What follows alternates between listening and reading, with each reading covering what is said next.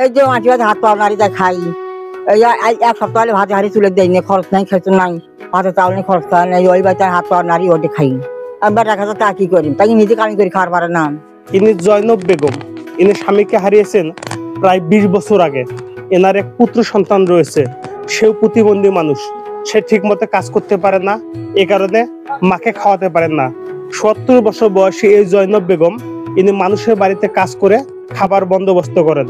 যেদিন কাজ করতে পারেন না সেদিন ঠিক মতো খেতে পারেন না। জয়নব বেগম এই ঘরটিতে ছিল, কিন্তু ওনার ছেলে না থাকার কারণে বর্তমানে এই ছেলের ঘরটিতে জয়নব বেগম থাকেন। এই ছেলের ঘরটিতে রয়েছে চৌকি রয়েছে 2টি। এখানে জয়নব বেগম থাকেন। এখানে বাসন কোসন বা আসবাবপত্র কিছু রাখা হয়। ঘরটি টিনের ঘর, খুব করুণ অবস্থা। ঘরটি দেখলেই বোঝা যায় যে এই মানুষগুলো কত বেশি কষ্টে থাকে, কত বেশি দুঃখে থাকে।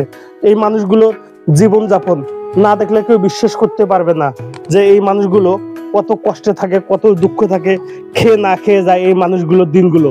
এ কারণে আমি সমাজের বিত্তবান ও দানশীল মানুষগুলোকে এই জয়নব বেগমের মতো অসহায় দুস্থ মানুষদের পাশে দাঁড়ানোর জন্য বিনীতভাবে অনুরোধ করছি।